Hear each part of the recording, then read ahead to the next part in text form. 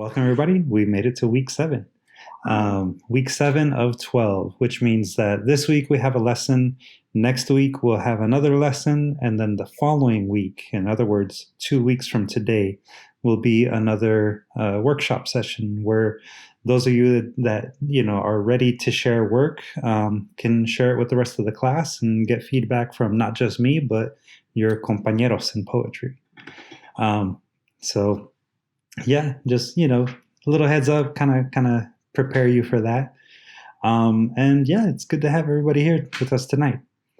To start us off, we might as well just jump right into our quote of the week.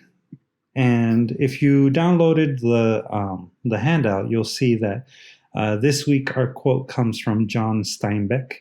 And this is actually a line from The Winter of Our Discontent, which is, I believe, his last novel that he wrote. And here we have John Steinbeck writing, "I wonder how many people I've looked at all my life and never seen." Y aquí se los traducí para ustedes que están acompañándonos y prefieren leerlo en español. Dice, me pregunto en toda mi vida a cuánta gente he visto sin haberlos mirado. So I'm going to paste it here in our chat so you can refer to it. And I see somebody's a fan of Steinbeck here. If you're not familiar with John Steinbeck, he's an American author, mostly wrote during the early last century, early 20th century. Best known for things like Of Mice and Men. What's the other one called? The Grapes of Wrath. A lot of very, very important novels in American literature, especially for the early 1900s, mostly writing during like the 1940s and 50s, if I remember right. Yes. So what do you all think? Yes, and he was a Nobel laureate. Thank you, Nettie. So what do you guys think about what he wrote there, that line? It was the longest book you had to read, The Grapes of Wrath. I guess that's a good reason to remember it, right? All right, so our quote, right? I wonder how many people I've looked at all my life and never seen. Me pregunto en toda mi vida a cuánta gente he visto sin haberlos mirado. What do you think that quote is saying? Mao? Well, there's a difference between watching people and seeing them. I mean, I think the connotation of seeing means that you see what the person is about, as in you get to know a person. Same thing when you hear something versus really listening. Mm-hmm. I think when you kind of just take your time to suspend your judgments and just take a person for more than just their physical appearance or what they show to the world, and I guess really see them for something deeper, more, intrinsic value, more intrinsic meaning. Mm-hmm. Yeah, I like that. I like what Nettie wrote in the chat, shallow people or background people you ignore at the metro station. Yeah, maybe, that's just people around you, right? It kind of makes me think of the phrase when people say now, I feel seen. What does that really mean? Ani? I was just thinking of it in the context of what we've been talking about in terms of how people show their character through behaviors or actions. What if they're not doing anything, or what if you don't have time to really understand what you're seeing? Mm-hmm. How many of us actually feel like the people around us, even people close to us, really know who we are? They're interpreting us through all kinds of different filters through their own experience, through whatever they think that they heard that you said. And then it's a moment of time. They're not following you every minute of your life to know what the context of that moment is, for example. So even if you were looking, how deep can you really get in your understanding of someone by what you're able to observe in a limited amount of time, or through your limited understanding of all that's going on over there. Yeah, I think that's definitely a very valid point, right? That people may only get to know you enough, or know you based on what they might see within a particular moment of time. Like somebody that knew me as a child, they're definitely not going to know me now, and vice versa. They may not understand what I was like as a kid, seeing how I am now. So yeah, I like that. Thank you, Ani. Abraham? Oh. Well, it's like one of those things that I like doing when I'm watching a movie or reading a book. It's when I see a character being described or shown a lot, you see they're going to have an importance in the story. Otherwise, the writer or the filmmaker is not going to put too much attention into that person. Like Nettie was saying, they just use it as a background or so environmental tool instead of a story. Yeah, I like that. It's there's a difference between being an environmental tool versus the foreground character. Yeah, I like the way you put that. I think I want to ask again the question that I asked before. What does it really mean to be seen? When people say, oh, I feel like I'm seen, I've been seen. For you, how do you interpret that? Nettie? And then Jorge. You become part of the environment. You are part of everything and everyone. Yeah. To be seen means to become part of the environment, or vice versa? It could work both ways. It could be dangerous because you're exposed. It's like you don't, like, part of your life doesn't belong to you anymore. Oh, that's an interesting way to put it. The IRS sees you. I think Abraham's speaking from personal experience. Jorge, what are your thoughts? For me, to be seen is to be acknowledged, to be validated, to have like your presence kind of be more impactful for someone. So I think to be seen is it kind of goes. It's like a different layer of kind of interactions, where it's not just a stranger on the street. It's someone that in some way made some kind of impact on you, that you've acknowledged them or you've seen them, I think. Yeah, I like that. I like the idea of acknowledgement. We all definitely want to be acknowledged. And I think that what Ani just put in the chat also, I think, builds on that, right? It's people seeing you the way you see yourself, as she puts it. And I think that that's probably accurate, in that makes us feel acknowledged. The things that we, to be seen is acknowledging who I am, as Felicia put it. Yeah. Or seeing you more than what you see about yourself, as Mauricio puts it. I think that one's an interesting one. Would you like to elaborate a little bit on that, Mauricio, for us? I think almost like a very deep dive into seeing someone, whereas maybe they may see our actions and be able to interpret them in a way that we may not be aware of, and kind of like on a holistic way. Whereas we kind of go through we go through the day and we may have subtle things that we do maybe they're like tics or certain actions that we can't really interpret because we know ourselves, quote unquote. But when we kind of stop, or when someone else stops to like really see what we do and see what we're about and understand our story, they may be able to kind of, see us more than, I guess, how we identify ourselves. Like, we may identify ourselves as, say, like from a certain like group of people, but they may see that we're more than that. You're not just, whatever cultural term you ascribe to. You're not just Latino or Chicano. You can be more. You can when someone sees you.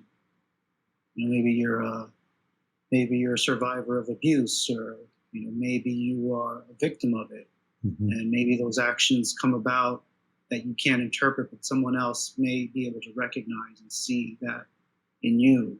And it's like so many other things. Yeah.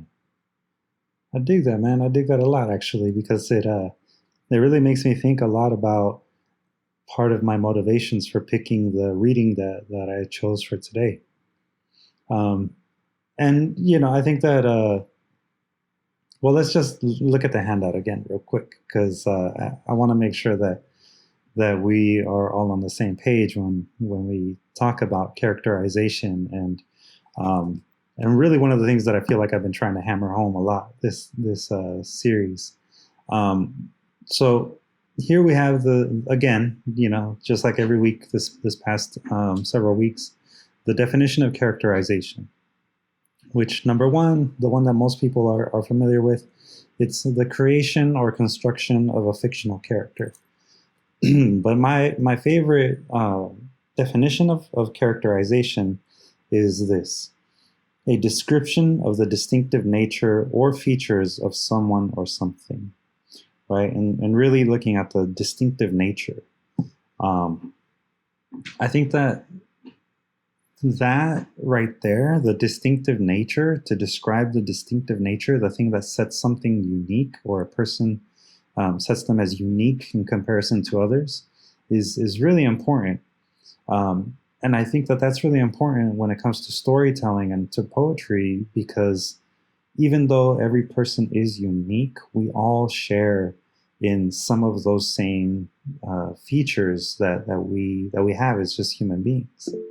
I mean, it's I don't know, maybe getting a little on the more like metaphysical side or whatever, but I really do feel like we're all connected in one form or another, because of the way that the universe is constructed. Mao, did you have something you wanted to add? Just an example that I just thought of. I don't know if anyone has ever seen the movie with Bill Murray called St. Vincent, where I think based on what you would see of the character from just I guess a bystander's point of view, is that he's kind of miserable, curmudgeon. He's kind of like those grumpy old men that don't seem to really get along with anyone. But I think the character in the movie gets to know Bill Murray's character and sees that while he may be like just rude, this distinctive nature about him is that he's a very loving husband who still visits his wife who has Alzheimer's, despite all of the other things that everyone else may see. This is kind of like this secret moment for him that kind of shows what kind of person he is. So I think when you see a person, you see them in those little secret areas that they don't show the world. They may not even show themselves, but I think aside from being more of a redeemable, trait, it just goes to show something that is, I guess, on a higher level of how the person is or who that person is. Very well said, Mao. Very, very well said. I think that's really, I think, the key to what our quote is trying to say, and to what ultimately I'm hoping we get from today's lesson, is that everyone has those little like secret like versions of themselves, right? That secret Luis that not very many people get to see, that secret like personality that sometimes will come out and sometimes won't, and it maybe takes a lot of time to get to that with people. Nettie wrote in the chat, I just imagine someone seeing its reflection in a broken mirror after punching it. Then the police lights shine through the curtains. It's late, it's dark, and wears a hoodie to blend into the garden. It sounds like Nettie's already constructing a whole story here. But yeah, maybe it's something that some people even fear, right? Is that secret part of themselves. But, you know, so to get back to the reason why I chose today's reading. So those of you that know me enough know that I'm really into hip hop. I grew up mostly listening to hip hop during my younger age and my teens, and all the way through to like my mid 20s. When I turned 25, I kind of went back to listening to the music that I grew up listening to when I was a child. But for the most important years of my life, I was very much into hip hop. And I started off first listening to gangster rap more than anything, all about the West Coast. But then I came across an album called Black Star, which is Mos Def and Talib Kweli. That was their collaborative album that they did, and they called themselves the group Black Star. I'm glad you know about it, Jorge. For those of you that don't know about it, I highly recommend it if you really want to understand what hip hop was about during the late 90s, especially in the underground scene.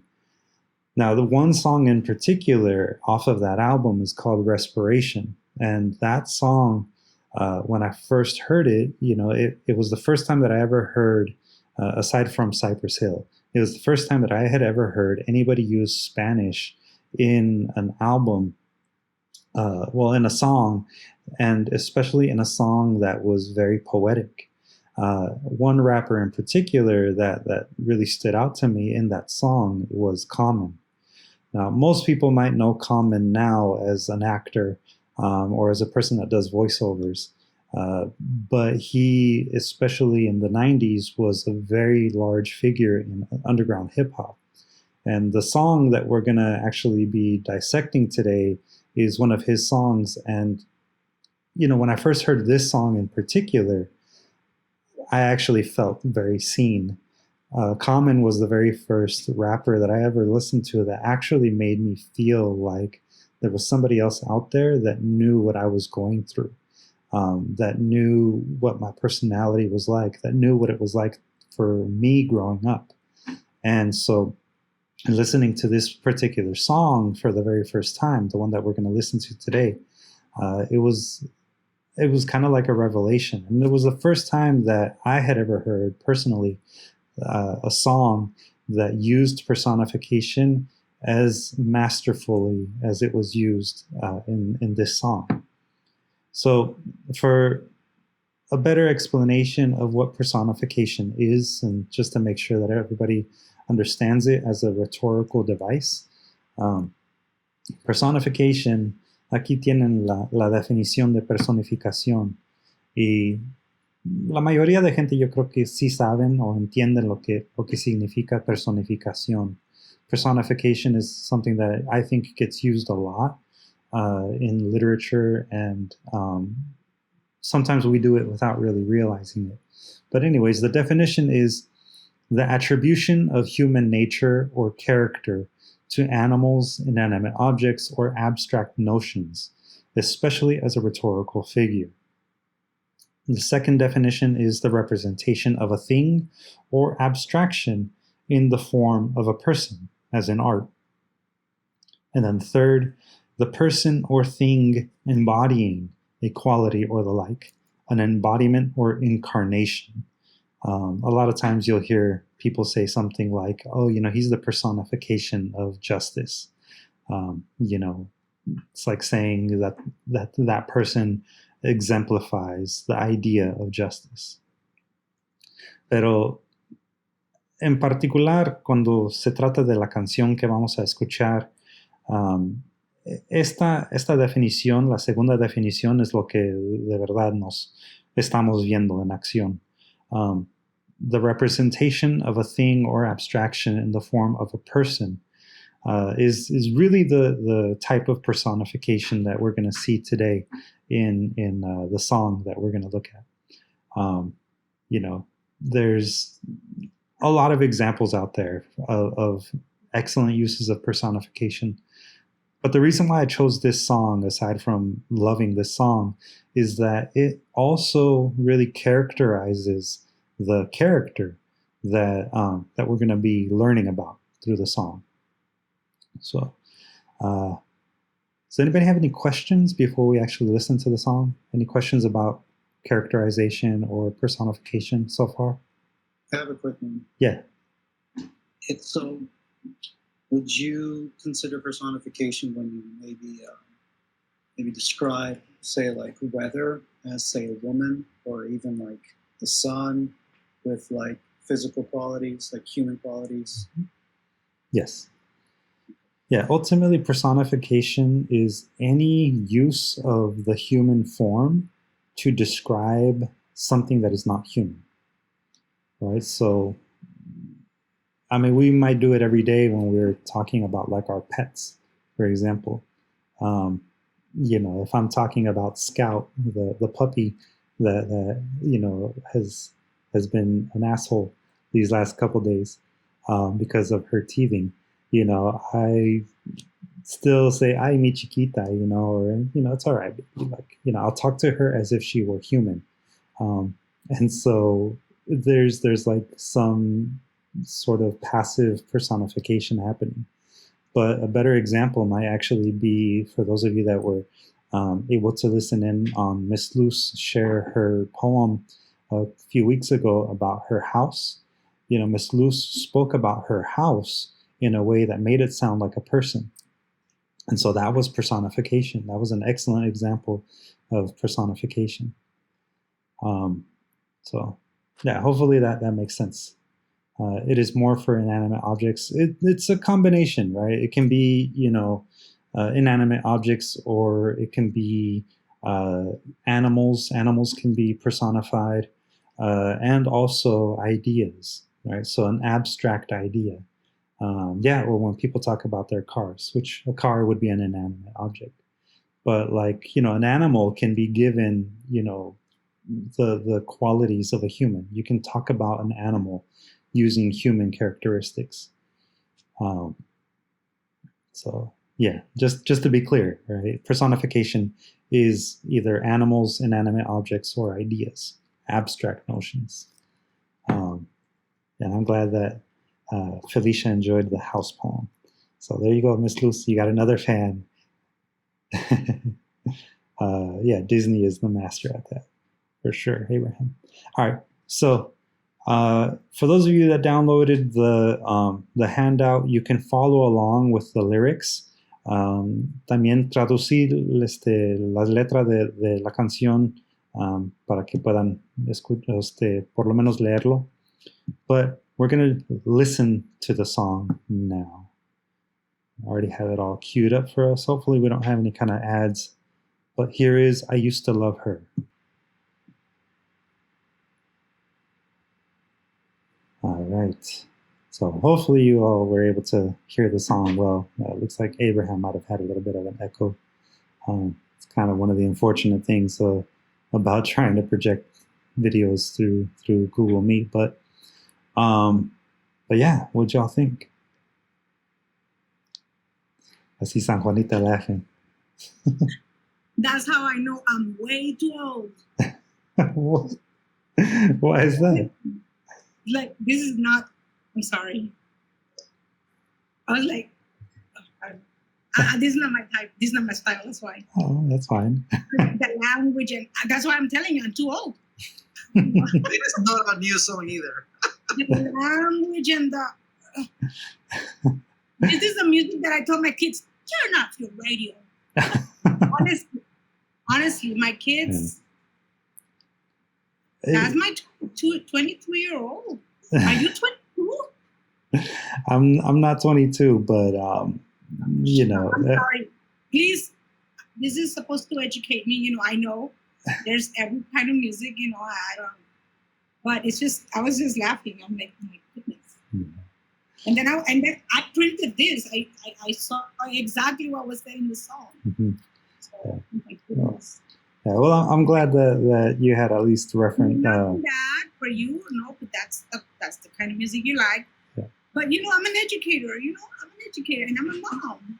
I got 4 grown-up adult kids that, I was like, Yeah. I'm very happy that my 20-year-old likes, he likes more like Ella Fitzgerald. Mhm. He loves her. He loves that kind of. Mhm. But the 22 was like always with this kind of like, Yeah. what the heck are you listening to? And you put it in my radio in the car? I'm sorry. Well, it's funny because I had that same experience with my mom. My mom subscribed to anti-blackness. So, she just, because of the fact that it was black music, she had an issue with that. But that said, I don't think that, my mom really understood what the lyrics were saying. And so, having the lyrics in front of you to understand the actual rhetorical device that's used and the way that it's executed, I think that's just. But you know what? It's not for me. It's not the black music. It's the foul language for me. Yeah. That's what I. It's too much for my heart. Yeah. No, and I can understand that. I can understand that. I mean, there's a lot of different ideas about hip hop and even what it does today. So I have my own biases against modern hip hop, which is different. But that being said, Jorge has been waiting. He raised his hand. So Jorge, what do you think, my friend? What do you want to say? Yeah. So I loved it, but I'm kind of biased because I'm a huge fan of like 90s hip hop. Mm-hmm. The funny thing is, I know this song. I remember listening to it, but I don't ever remember listening to the actual lyrics. So this was the first time that I actually played close attention to the lyrics, and I thought at first it was very poetic, kind of like unraveling from what I thought was a relationship that he had with a girl. And it wasn't until the end that I realized he was talking about hip hop the whole time. And then it kind of all clicked. It made sense because 90s hip hop used to be more political. It used to be more poetic, more in line with activism, jazz, and all these different elements. And then I think later on it just went to like mainly about money, drugs, car, women, like in the 2000s. So kind of it changed dramatically. And so when he's talking about this, I can kind of see it. He's talking about like West Coast like, rap, and he's talking about like all these different things. That's like, oh, okay, cool. Like now I get it. So I actually really enjoyed it. I thought it was really cool. Yeah. Well, I'm glad that you enjoyed it. I'm glad that now you are more in tune with the song and what the song is saying. Any other thoughts? Any other initial reactions? I do. Yeah, Michelle? I saw the video yesterday on YouTube. And saw the video, had the lyrics here, and the video gives you a different, not different, but once you see the video, you can see how what the lyrics are about. It popped out at you. And I did not know that Common was, I knew it was a singer. I only knew about Common. I didn't know he did this song. So you showed me something about him I didn't even know about.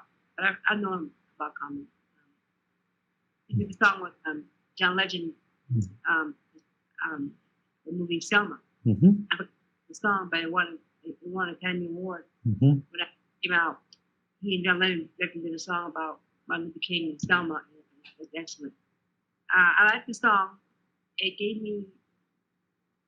educated me about his music style in regards to what the song's about, and it makes sense now. And it gives me more of the word personification, what it means, because I did not know, like we said earlier, that he was talking about a song versus the woman, the girl he went up, that he was with in the video, how grew apart. The music that grew apart, and how that music transcended from going East Coast to West Coast, and that so you watch the video, you get another perception of it. You get an additional perception of the lyrics here. They go hand in hand. Now I remember NWA, Public Enemy, Tribe Called Quest. I love Tribe Called Quest. It's much. I really love them. And that's what I remember in the '90s. And I also remember Sugar Hill Gang, Rapper July. Now I'm going way back as far as when rap started, so I'm not dating myself. But that's what I remember when rap came out in the '80s, the '90s. It wasn't just about Tupac and Biggie Smalls and BC Boys and D-Bass and Kumodi and EPMD and Eric and Rakim. Yeah. So all those aspects. But today's rap sucks. Lil Wayne and all that stuff, 69, they're horrible. They're really disgusting. They put the art of rap to a different level that, and then when these albums came out, when they came out with explosive lyrics, you know, I have some autism, and what do you do? What do you tell a teenager? I couldn't try to find albums, trying to find CDs that said no lyrics, no explicit lyrics. Right? That was tough. Time. It's about the hip hop. The song Lauryn Hill and the Fugees came on. I'm glad that I can't think of the rap stars who did that did rap music besides the Fugees and Lauryn Hill, but there's so many. It's such a vast audience. But the thing is this: I like the song about the personification. I like the fact that you brought it here to give us an example of what that means, and I do appreciate that. Thank you, Ms. Michelle. You're welcome. Thank you for name dropping all those awesome artists that I grew up listening to as well. Mauricio and then Ani. Mauricio, what you got to say, man?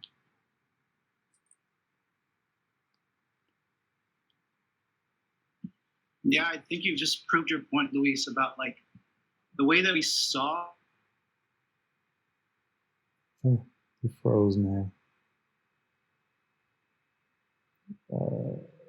Yeah, Mauricio froze. Hopefully you can hear us and realize that he froze. She would hear it and she would just kind of tell me, oh, turn that off. You know, I don't want the neighbors hearing that. But like what we did today was like we saw, I guess, a side of Common that maybe gets, you know, passed by because of what we categorize like, you know, that genre of music. But we actually saw like his intentions and what he was trying to like, you know, to show us. Whereas like, you know, whereas hip hop can be one thing to some people, to others, it was a way that they coped with the life that they had. And it was a way for them to express themselves and a way for them to like, you know, to show who they really were.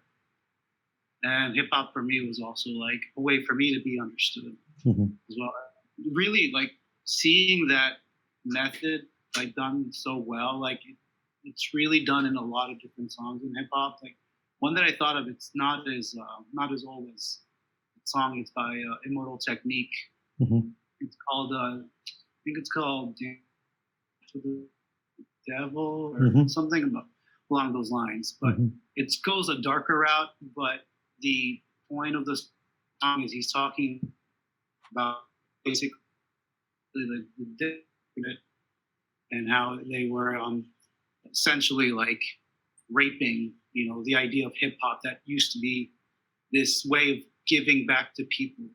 And, you know, there's a new generation of people that just wanted to take from it and just wanted to kind of reap the benefits and the rewards and the monetary value, you know, and all those perks without actually giving back to what hip hop did for, you know, society. Yeah. Immortal Technique, Dance with the Devil. That's an excellent song too. But yeah, a much newer one. I think this one in particular is one of the first ones to actually do this with the concept of hip hop as a music and culture. Ani? So the first time, you know, what we were talking about, I was kind of reading it because I thought, is someone going to have to read this? I'm so glad you just played the song, but I want to rap. by the time we started listening to, like, watching the video, I had already gone to the last line, and I was like, wait a second. And so by the time we were listening to it again, I was hearing that other level. And what I think is really unusual, something that I'm not used to seeing in personification used in poetry or something, is that he took that metaphor and he went deep with it. We saw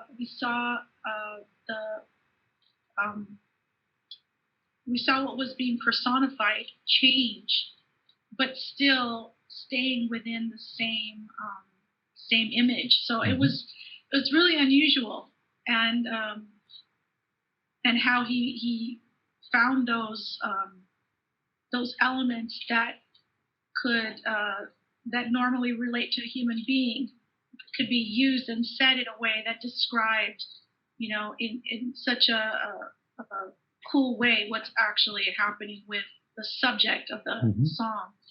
I knew I was missing something. Something about the imagery was not like 100%. So, which is a good thing, because it clues you into there's more to this, but I really didn't know what I was missing until I got to the very end. So the second time around, it's a much richer experience, but very cool to see. Normally a personification is like, it's a one and done, or it's a very short kind of like a facade. But to go this deep and talk about change over decades and over time, and a relationship with that thing, it just was very, very cool. Opened up a lot of possibilities to think about how to use this in a new way. Yeah, this song, like I said, for me, it was actually one of the first times when I first heard it that I got to experience the same love that I have for hip hop through someone else's own love for hip hop. And this song is actually, in hip hop culture, it's very important that you're always original, at least in like true hip hop culture. The idea that you might copy someone is very negative. Like, people have always very much frowned on that, whether that be stealing someone's rhymes, copying their technique, that kind of thing. But this is one of the only songs in hip hop that I have actually seen other groups actually do a cover version of it, because that's how loved this song is. There's a rapper from LA named Merce. He, like about 8 years ago, actually did a full-on cover of the song, released it. And there's another group from Chicago in the early 2000s that did a cover of this song as well. And they also did a cover of another song by another group called Souls of Mischief. And so, there's some very, very important elements to this particular song that like Ani is saying, you not only get to see personification used to describe something that has no human characteristics, but you also get to see the growth of that individual. So you get to see actually the history of hip hop, the evolution of hip hop, told as if it was the evolution of a person, the way that a person grows. That's why this particular song is so unique in the way that it utilizes personification and actually uses characterization, the tools of characterization, to tell the story of an abstract concept. So yeah, I've seen a couple of questions in the chat about whether or not this is actually personification, but it is. It's personification layered on with characterization. So, and to sort of prove it, let me show the lyrics so that we can actually start to examine the way that Common pulled this off. So with this particular song, we're actually given a little history on hip hop. And we're given this history of hip hop through the eyes of Common. And as you can see here in the little bio, he was born the 13th of March in 1972. And one thing that I actually forgot to add in his bio is that he is an activist, and he is an Academy Award winner and a Grammy winner. And I think he also may have won an Emmy as well.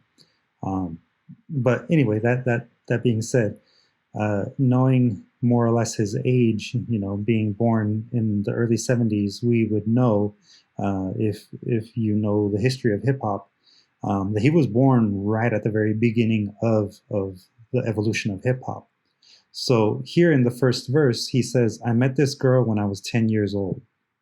So we know that the speaker of the poem, which we can assume is Common himself, we know that he was 10 years old when he met hip hop, which we know is hip hop, because he tells us at the very end. But using the imagery of a young woman as the person that he meets, we're able to see how he basically shows us the growth of the person of hip hop, right? The character that is hip hop. She was old school when I was just a shorty. Never knew throughout my life she would be there for me on the regular. Not a church girl, she was secular. So here, telling us that she's not a church girl, that she was secular, he's telling us that she's not religious. She's not about, basically evangelical music, not preaching, which he actually does say later on. She was secular. She was made for everyone ultimately, not about the money. So we know that she wasn't really at first as a young person. She wasn't really about the idea of making money or anything like that. And for those that might know the history of hip hop started in New York specifically, and even more specifically, New York rappers, they started in the park, Sedgwick Park, which is a very specific place in the Bronx. So that's actually where hip hop started. And so he references that by saying, a few New York people did her in the park. And then he continues on to say, but she was there for me and I was there for her. Pull out a chair for her, turn on the air for her, and just cool out and listen to her. So here he's talking about, just simply listening and relaxing to her. But he's using the concept of her actually being a physical person that is sitting in a chair speaking to him, and his relationship growing with this young woman. And he says right here very clearly, we related physically and mentally, and she was fun then. So again, saying, that he felt seen by her. He felt seen by hip hop, because he may have never have experienced a musical form that related to him in a physical sense, and that he saw people that looked like him doing hip hop, and also people that thought like him, people that were maybe trying to deal with the same sort of struggles that he was dealing with. He calls her original, pure, untampered, a down sister. And then he starts to let us know that he misses her. So he starts setting up already this narrative that he misses what she used to be when he was a child. Now we go into verse 2. In the history of hip hop towards the late 80s, hip hop started to become more well known in the world, and there were more music videos, and that's when we had bands or groups like Run DMC, and we had Public Enemy, and we had all sorts of other groups that were actually very Afrocentric in nature. And so here he basically tells us that, or he shows us that by saying, out goes the weave and in goes the braids, beads, medallions, speaking about, people wearing their hair in a more natural way and wearing medallions that are reflective of Afrocentricity. And Stop the Violence was actually a movement that existed in the late 80s and went on into the early 90s. And rappers were coming together to do these group songs where they were preaching about, reducing black on black violence. And this is where Common sort of refers back to the idea that she wasn't a church girl. She wasn't preaching to him, but speaking to him, right? In a method that was leisurely, so easily he approached. And that's when, in the early 90s, that's actually when Common started professionally rapping. And so in the chronology of hip hop in like around 1988, that's when the West Coast scene of hip hop started to really take hold in the idea of what hip hop could be. So by like 1990, you had NWA coming out and making songs in a very West Coast style. And even before NWA, you had like Ice-T, the rapper Ice-T, doing songs that he back then called reality rap. But, now it's more known as gangster rap, and what NWA pretty much established as West Coast rap. So that's where Common then starts to say that she broke to the West Coast and he went away to school. So around that same time, he and hip hop separated, and she started to, get money in LA. But what was foul was that now hip hop started to change, right? Hip hop as a person started to become more interested in money, where before she wasn't. And she started to, in a way, sell out, saying that pro-black was going out of style and that Afrocentricity was of the past. And so that's when hip hop started to get into R&B, hip house, bass, and jazz. For those that might have been into R&B or bass and jazz in the early 90s to mid 90s, you had a lot of groups like, SWV, Total.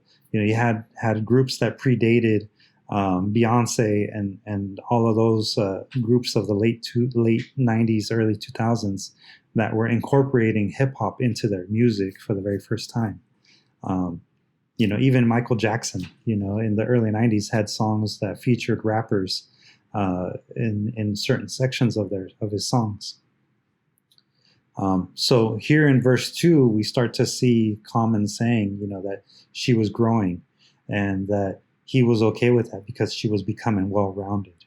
So as a person, hip hop is developing and becoming more well-rounded, and not really caring about anyone or worried about what anybody else thinks. She was just being herself. Finally, verse 3, this is where Common starts to critique hip hop. Now I see her in commercials. She's universal. She used to only swing it with the inner city circle. Now she be in the burbs looking rockin', dressing hippie, and on some dumb shit when she comes to the city. So here he's very much critiquing what hip hop became in the mid 90s, where it was essentially just about West Coast gangster rap. There was a period in hip hop where everything was about popping Glocks, serving rocks, and hitting switches, and being gangsta, and being real. And, this is around the time that this song actually came out. This was just before the West Coast versus East Coast rapping controversy. This is before Tupac and Biggie got shot. This is exactly in that time where people were really starting to feel sad about hip hop no longer being what it originally was, which was, a voice for the most marginalized groups in history. And so That's where Common starts to say, she was really the realist before she got into showbiz. And all of the gimmicks that people were using in the mid 90s to make hip hop a commercial success were ultimately destroying what he believed hip hop to be. And that's when he drops the bomb on us at the very end and actually reveals that the girl that he's talking about is hip hop. The idea of the culture of hip hop. So I know I just very broad strokes gave you a lesson in the history of hip hop, but I do hope that after listening to the song, you see, this is not just, hip hop personified, but this is actually the full on history of hip hop personified, all the way from the beginning of the late 70s in hip hop history to, the mid 90s to late 90s. So, and I see a lot of stuff here in the chat that I didn't always get to read, but yeah, and shout out to the East Coast, Mao. I've always been a big fan of the East Coast hip hop over West Coast, although West Coast definitely has some bomb groups. So yeah, any questions on my very broad strokes history on hip hop? No questions? Let me see if I can get caught up on what the chat says. Yeah, go ahead, Nettie.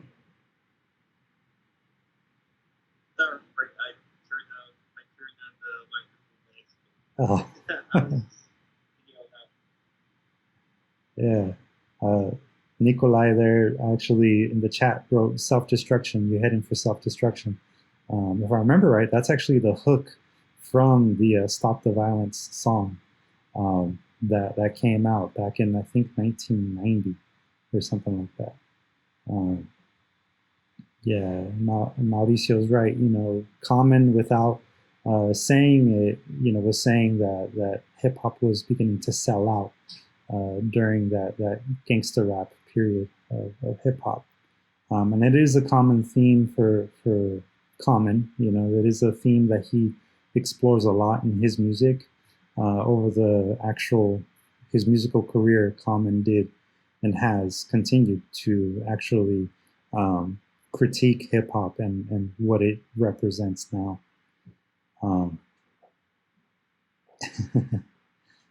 Thank you, Felicia, for thinking that my breakdown is deep. Need you to break it all down for us. I'm glad that you feel like you've been schooled on the history of hip hop. Let me see. That was a great breakdown of the song and the history of hip hop. Thank you, Caro. I do have to admit that when I was in high school, I actually did a full-on research paper on the history and evolution of hip hop. That's how much I actually love hip hop. Just like with Common, I would say that hip hop is probably my first love. And it's the first love that brought me to poetry.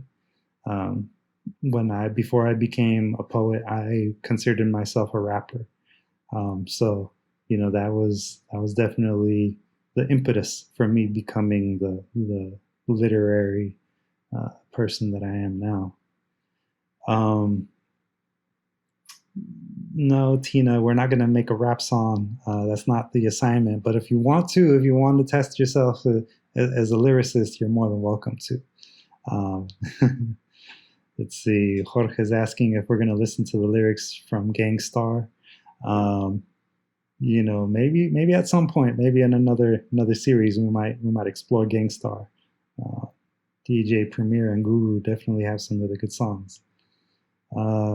There's some language that San Juanita didn't understand. Yeah, if you don't mind, San Juanita, what were the things that you didn't quite understand in the music, in the lyrics? It might have been some of the slang, which I'm more than happy to help out with.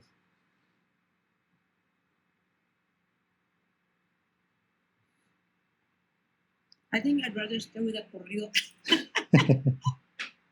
No, actually, it's just I never listened to this kind of music. Just, I mean, I grew up we were 8 girls. Of course, my parents, it was just different music. And then,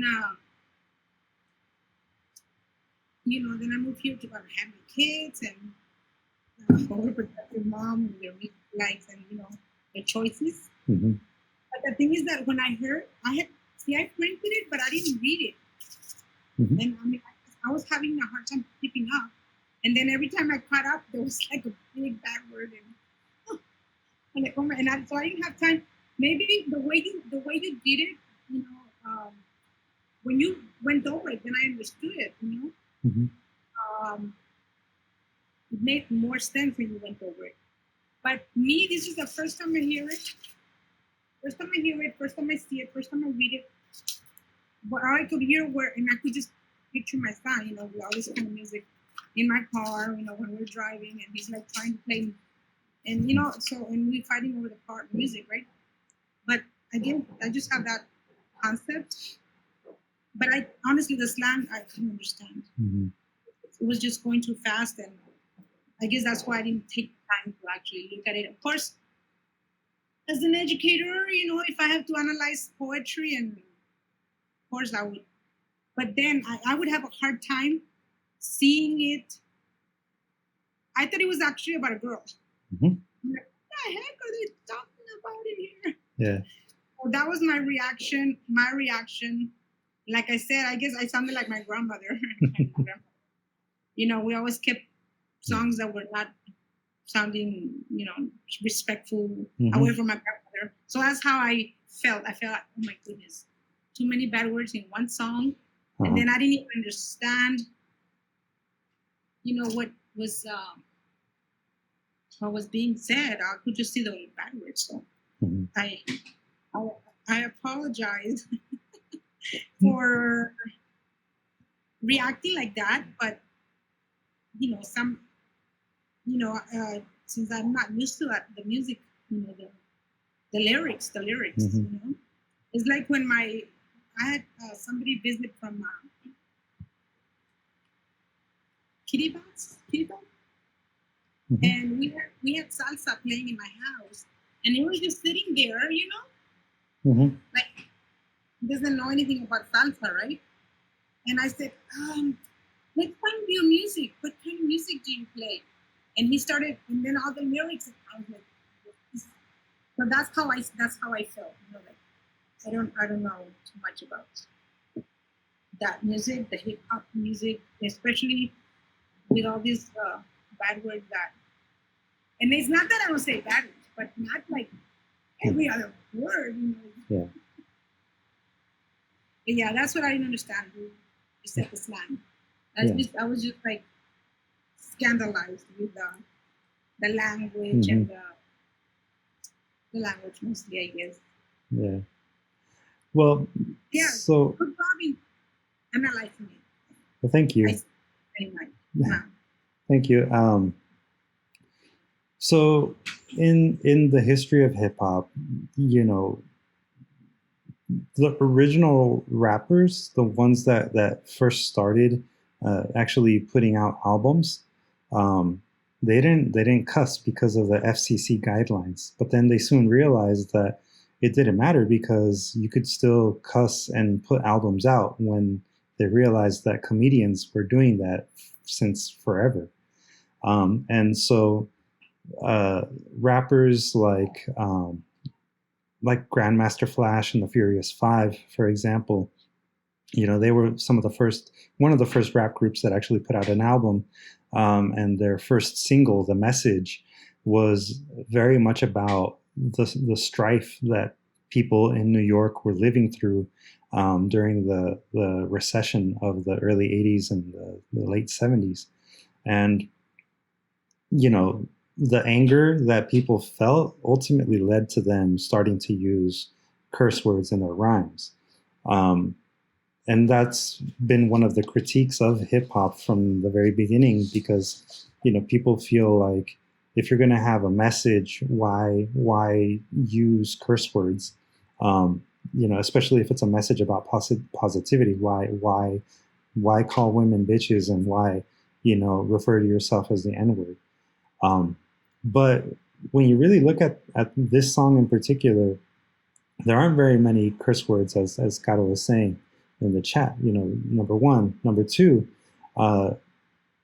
there's a lot of politics to the use of the N-word within the Black community. Some people are against it, some people are for it. For some, it's about reclaiming their identity and using a word that was meant to be an ugly word in a positive way, the same way that Chicanos actually use the term Chicano, because Chicano actually means to be a dog, and to refer to yourself as a dog, or to be referred to as a dog, or the product of a dog. And so the term Chicano is actually a way of us reclaiming that word in the United States. So there's a lot of politics to language, and yeah, perro. But ultimately, when we analyze lyrics, it's just like analyzing poetry. Lyricists spend a lot of time really crafting their message in the words that they choose, and so this song, I feel, very much is a work of poetry. To answer the question about the acronym HER, the use of the acronym it's mostly correct. As Mauricio put it, hip hop in its essence is real. It's also been by Common himself. He's been quoted as saying that HER is an acronym for hip hop in its essence and realness, and also hear every rhyme. Because that's also one of the critiques that Common had about hip hop at the time, is that people weren't really listening to the lyrics. And so he wanted people to actually listen to the lyrics and the things that he's saying.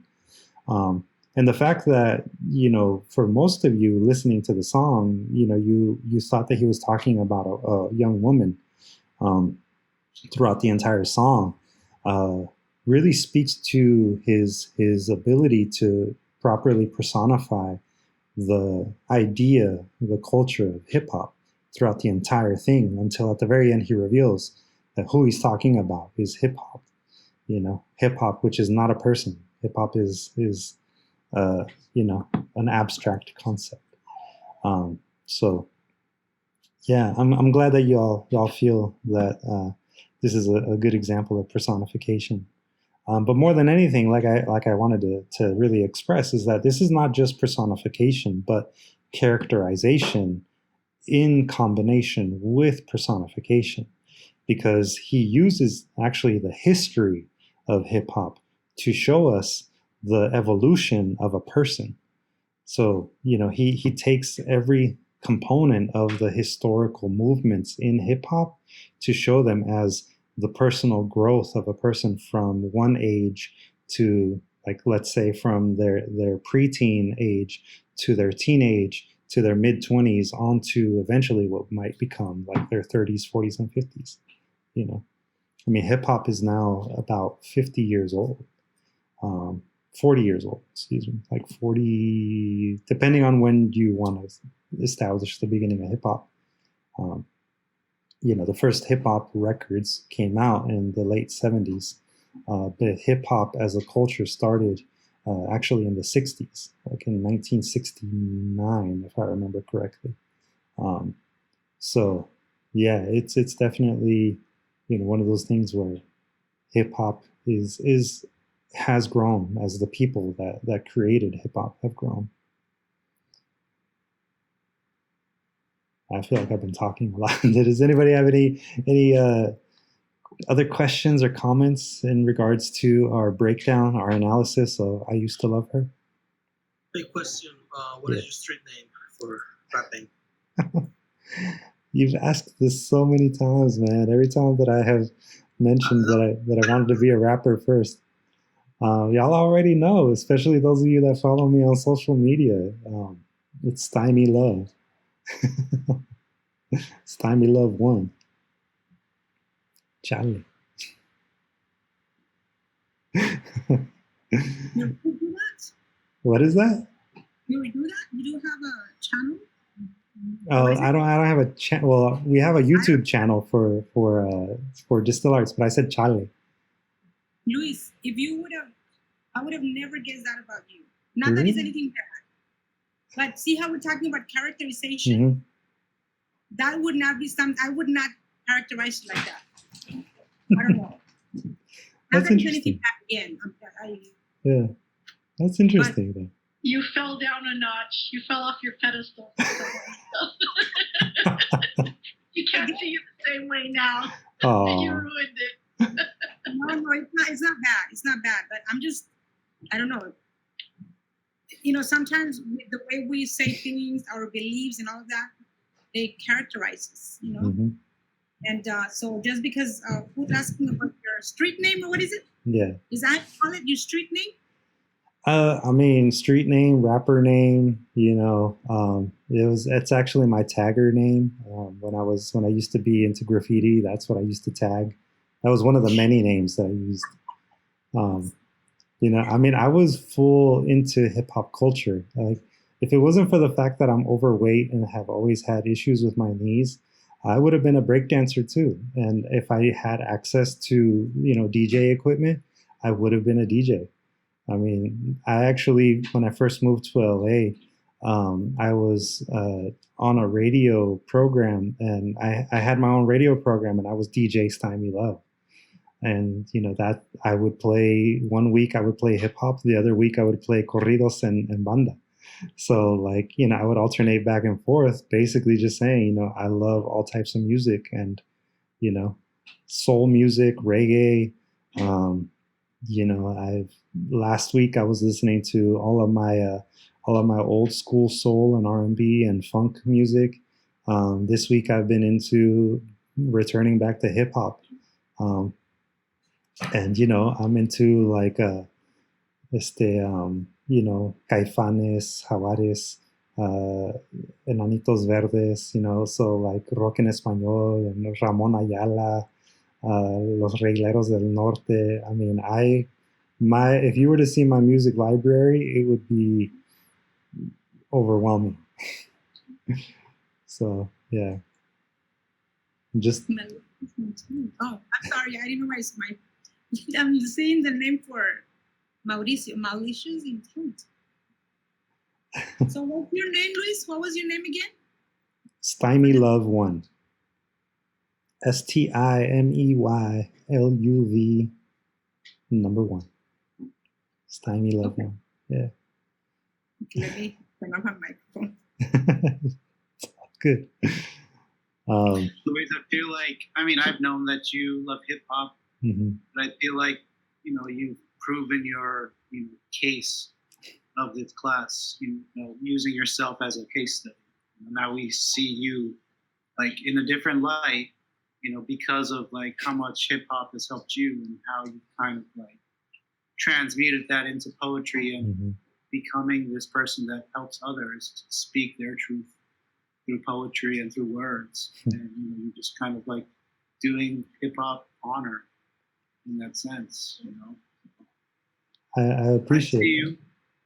I feel seen. Thank you. But, you know, I think, like, I guess one last thing to sort of say is that, you know, for me, hip hop, the whole culture of hip hop, and the art that is hip hop, it really did change my life. It enriched my life, and it actually gave me kind of like my own voice because it inspired me. And if I ever have the privilege of meeting Common in person, I want to tell Common that he did that for me, because it was specifically Common, the rapper, that did this for me. I mean, it's the reason why I chose this song is because of how powerfully poetic it is. You know, it uses all of the rhetorical devices that every great poet uses, that every great writer uses. And, you know, you may not necessarily see yourself in what he is saying, but I did. And, you know, ultimately, I think that that's what great art does. And that's what all of you are doing right now.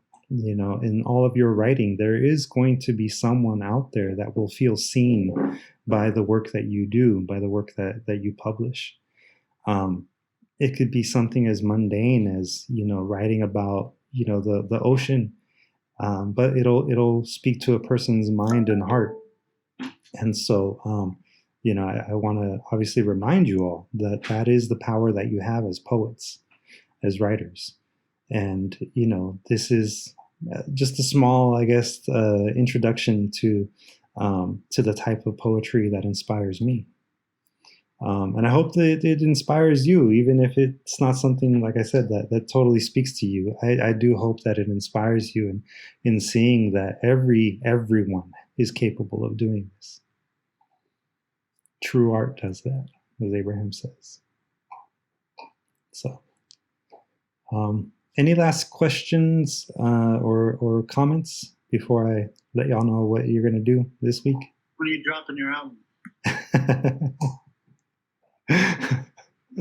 I still got to produce the beats, man.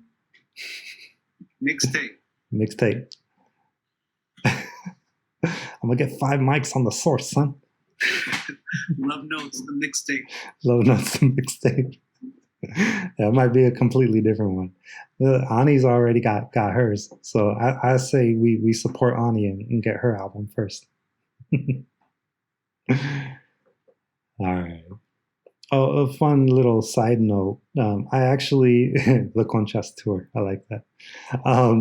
I actually, if you guys are interested in getting a single where that is widely available, that features me, there is an album out there in the world by a friend of mine. His name is Angel. He goes by Heavenly Host. He actually did an album back in, I think it was 2008, that has a bonus track, and I'm on that bonus track, performing one of my poems. And the album, if you do decide to buy the album, it actually, all of the proceeds from the album, he has been continuously donating them to a feeding program, a children's feeding program in Mexico City. So, do support it if you decide that you want to buy it or download it from iTunes. I'll have to send you all the link in Google Classroom, because I'd have to look it up to see if I can find it. Hopefully it's still up on iTunes. I believe it still is. But anyways, little side note. How do they spell the name? It's just simply Heavenly Host. So exactly as it sounds, Heavenly Host. So your writing prompt for this week is to use personification in a poem or story or song, if you want to do a song, and use the history of whatever you're personifying to characterize its growth over time. So this does require, if you're not very familiar with whatever you want to personify, a little bit of research, but don't feel like you have to do a lot of research. It could be broad strokes. But again, use personification in a written piece that also uses characterization to show us the evolution of whatever you are personifying.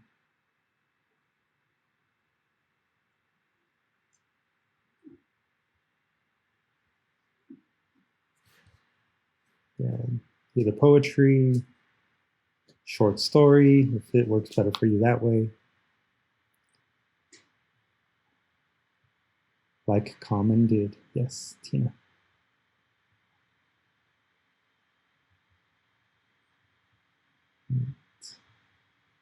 So, any questions? Y'all catch that?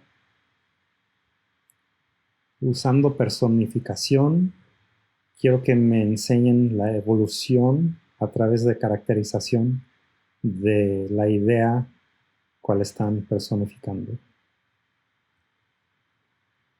Are you gonna write it somewhere? Yeah, it'll be posted on the Google Classroom, so it'll be there. All right. Kind of sad we didn't hear the Spanish version of the song. I don't think it exists. There's no Spanish version. I did translate it, but it's a little too long for me to read the translation, I think. But that said, feel free to read it. If you have any critiques on my translation, please let me know too. I tried to be as clean as I could in the translation, but it doesn't quite follow the same rhyme scheme. It was really difficult to try and follow the same rhyme scheme and keep the same song going. So it's really more translated word for word than anything. Se la leen de tarea. All right. So yeah, sorry, I'm not going to perform in Spanish, honey. You maybe don't want to. Maybe some other time. Actually, if I were to do it, I would really want to redo it, and probably actually make it a whole new song, just because I don't think that the translation that I did really does the song full justice in the like rapping sense, in the musical sense. But it at least does say what the song says. So. Well, maybe you can, for at the end of the class, you can have that be your assignment. Sure. And then we can share back and forth. Yeah, about that. We'll see what happens. We're going to find someone who's going to record it, and then we're going to put it out so that the zine has a little CD that comes along with it or something. or a QR code that takes you to the song on iTunes. Yeah. You gotta think bigger. Yeah. Well, we'll see. I'm just messing with you. It's okay. I just love that you. I love that Miss Luz is already volunteering to provide the tequila, though. That's a good incentive. We'll get a soul clap going. All right, you guys are having way too much fun now with knowing that I wanted to be a rapper growing up. Or better yet, a cipher. I'll watch out now. All right, you guys. I hope y'all have a good week. Next week we'll have another lesson, and then the following week we'll do a couple of workshop sessions. So just as a little heads up. So aquí nos estamos viendo. Pasen buen fin de semana. Have a good week, y'all. Thank you, everybody. Good night. Take care. Thank you. Bye. Thanks, everyone.